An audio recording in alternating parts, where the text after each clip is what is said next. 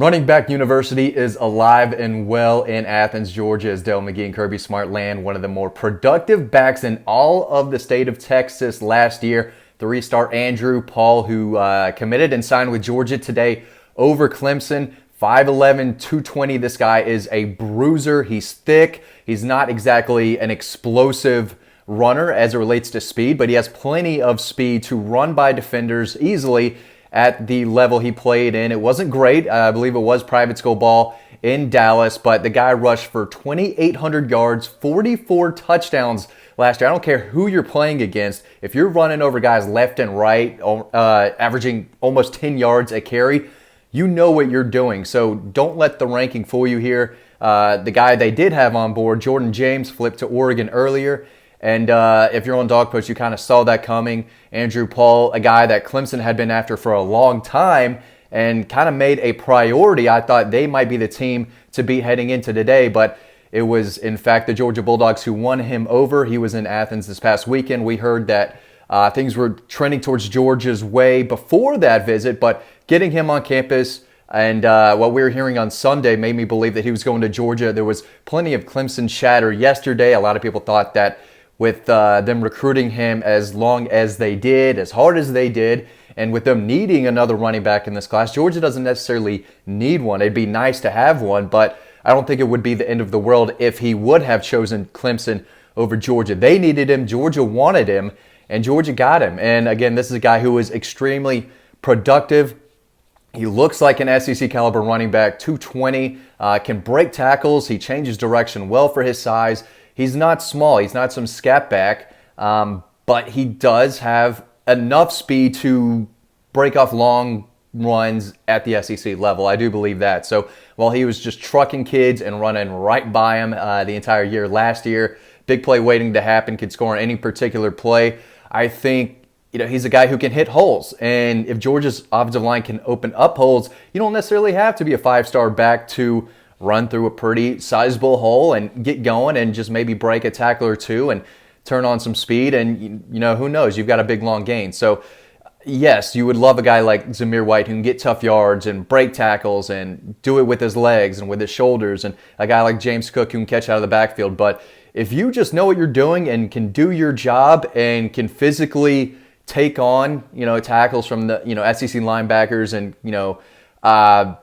again, just do your job, you're going to be fine in Georgia's offense. So they have two really good ones, two guys who break a lot of tackles, Branson Robinson and now Andrew Paul, two guys 200-plus pounds who, again, have enough speed to do well and break off long runs. But these guys are going to get the tough yards, 3rd and 3, they can get that for you. Goal line situations, these dudes are going to be tough to stop.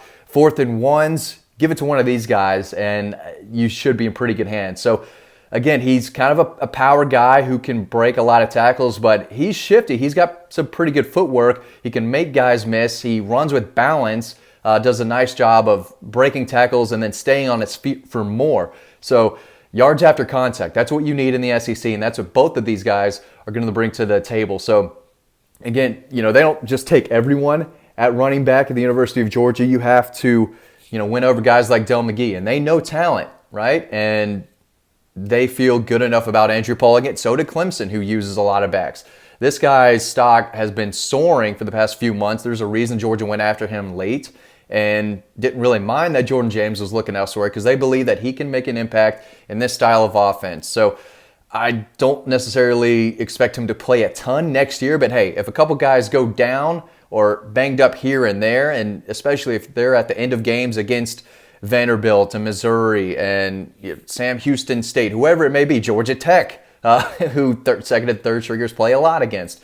I think he's a guy who could get some carries next year, but he's not going to be the lead back anytime soon. I think Branson Robinson is probably the guy who would get carries before him if we're talking about two running backs. But you got to remember, they didn't really take a running back in that 2021 class. It was Lavassier Curl, who they immediately switched over to the secondary, and he's off now to South Carolina, already in the portal after 1 year.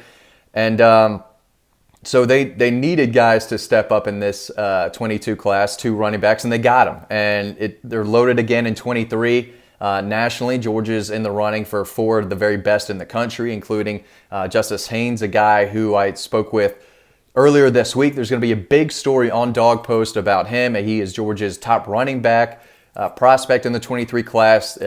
Spoke to me a lot about Del McGee, Dabo Swinney, and other schools, other visits. So make sure you're on Dog Post to check that out because he's the next guy that they want. So they got two backs who can really break a lot of tackles, who have a lot of potential if they can stay healthy, especially Branson Robinson, who's been dealing with some injuries this past year. But Andrew Paul, again, 2,800 yards, 44 touchdowns.